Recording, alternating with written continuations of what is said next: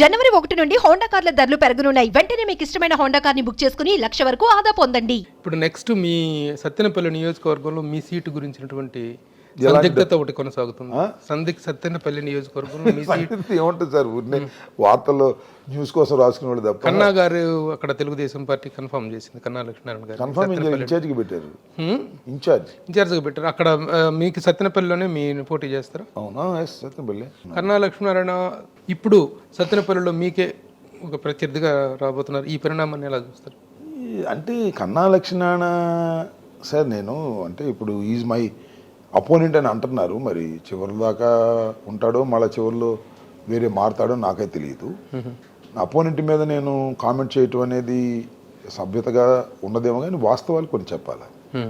Congress, BJP, మళ్ళా YCP, మళ్ళా BJP, మళ్ళా కాసేపు జనసేన, మళ్ళీ ఇప్పుడు తెలుగుదేశం, ఇన్ని రాజకీయ పక్షాలను మారినటువంటి వ్యక్తి తన రాజకీయ భవిష్యత్తు ఎలా ఉంటుందో మీరు చూడబోతున్నారు.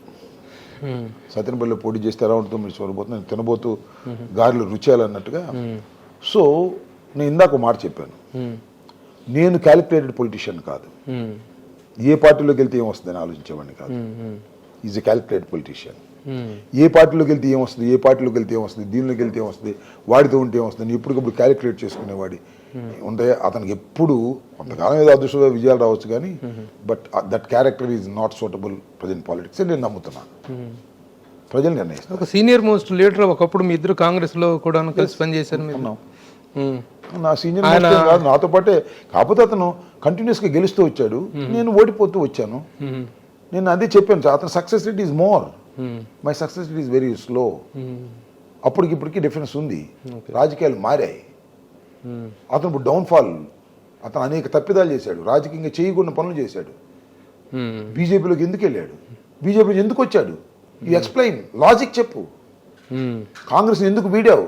4 సార్లు గెలిపించిన కాంగ్రెస్, మంత్రిగా గెలిపించిన కాంగ్రెస్, నీ కొడుకును కూడా మేయర్గా చేసిన కాంగ్రెస్ ఎందుకు వదిలావు?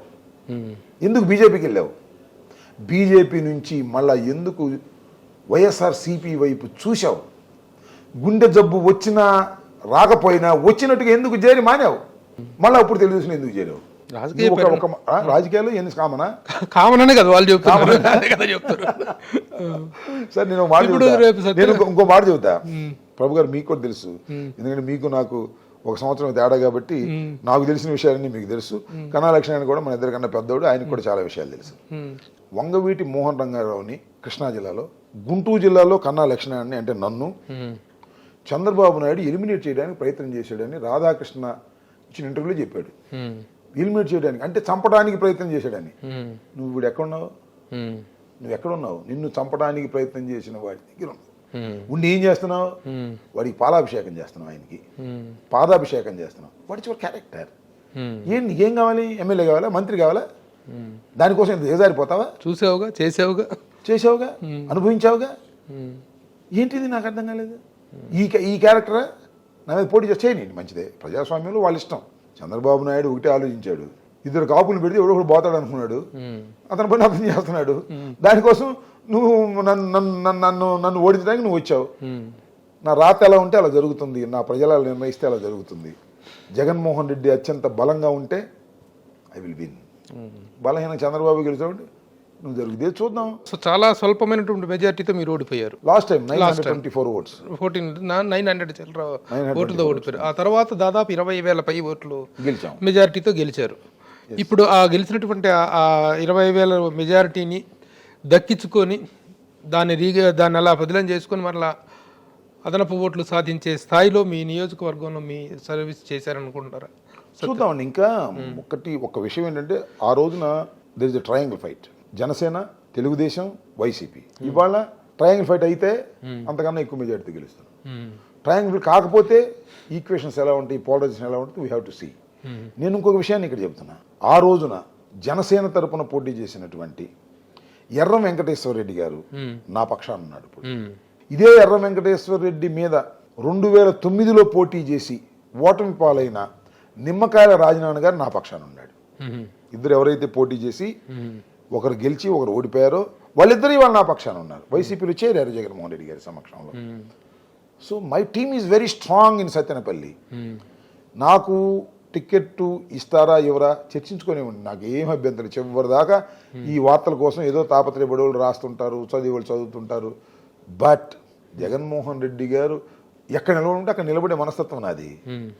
నాకు టికెట్ ఉంటుందో లేదో నాకు తెలుసు, జగన్మోహన్ రెడ్డి గారు తెలుసు, ప్రజలకి తెలుసు, సత్యనపల్లి ప్రజలకి. My team is very strong. గట్టిగా ముందుకు వెళ్తాం. జగన్మోహన్ రెడ్డి గారు ముఖ్యమంత్రి అవుతారు. మీ తమ్ముడు మురళీ గారికి కూడా పొన్నూరు సీట్ ఇస్తున్నారనేటువంటిది ఐ డోంట్ నో, నాకు తెలియదు. అంటే మీ తమ్ముడు మీతో రాజకీయంగా కలిసి పనిచేస్తున్నారుగా? రాజకీయంగా నాకు అతను కలిసి పనిచేసిన అవసరం, నాకు నా ఎలక్షన్లో వచ్చాడు, పనిచేశాడు, వెళ్ళిపోయాడు, వాడు వ్యాపారం వాడు చూసుకుంటున్నాడు.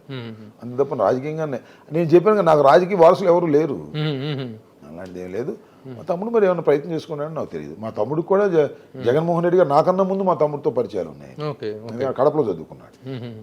తమ్ముడికి సీట్ ఇస్తున్నారనేటువంటిది ఒకటి వినిపిస్తుంది. మా అంబటి రాయుడు వచ్చాడు, అంబటి రాయుడు కూడా సీట్ ఇస్తారని ఉన్నారు.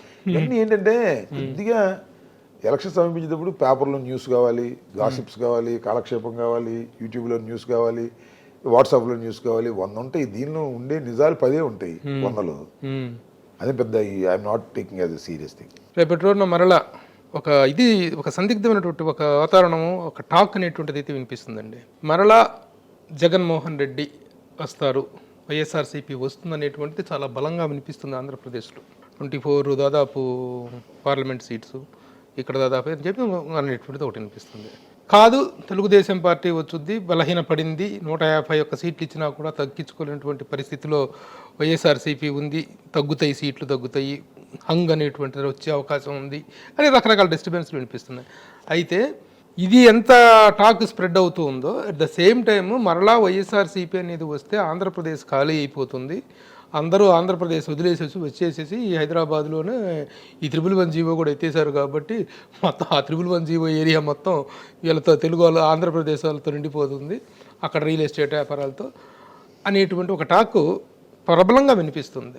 ఏం చెప్తారు మీరు? ఒకటైతే వాస్తవం, మళ్ళీ తెలుగుదేశం పార్టీ ఓడిపోయి జగన్మోహన్ రెడ్డి గారు అధికారంలోకి వస్తే వాళ్ళందరూ ఖాళీ చేయటం, ఇద్దరు మాత్రం ఖాళీ చేసి రావాల్సిందే.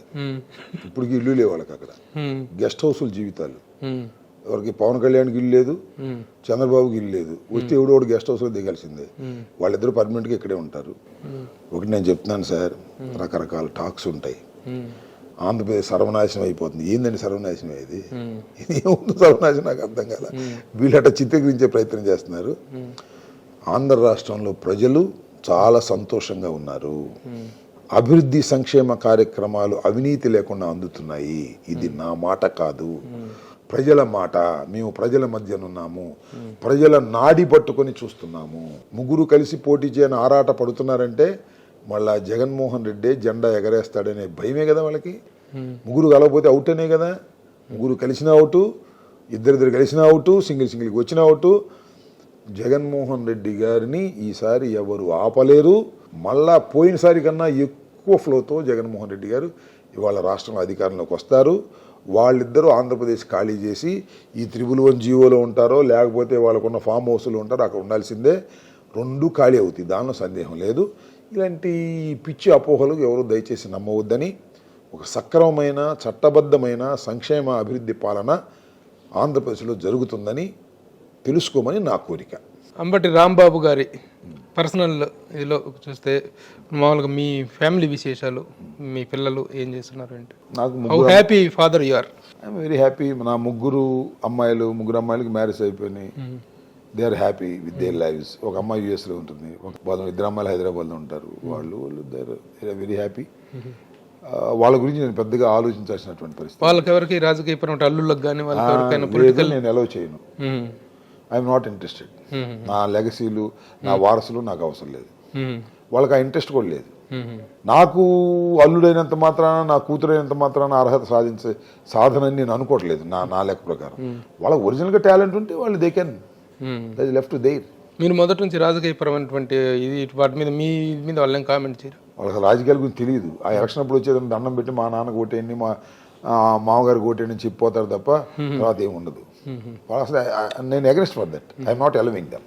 ఓకే, నెక్స్ట్ రాజకీయంగా సత్తెనపల్లి నియోజకవర్గం నుంచి మీరు పోటీ చేసి అద్భుతమైన మెజారిటీతో గెలుపొందాలని మిమ్మల్ని వ్యక్తిగతంగా అభినందిస్తూ చాలా సంతోషం. వైఎస్ఆర్సీపీ కూడాను మీరు చెప్తున్నటువంటి అంచనాల ప్రకారం మీ పార్టీని అభినందించడం అనేటువంటిది మా బాధ్యత కాబట్టి congratulations in general to YSRCP and in particular to Ambati Rambabu garu. Thank you very much. మాకు ఇంత టైం స్పేర్ చేసినందుకు thank you very much sir. Thank you. నమస్తే.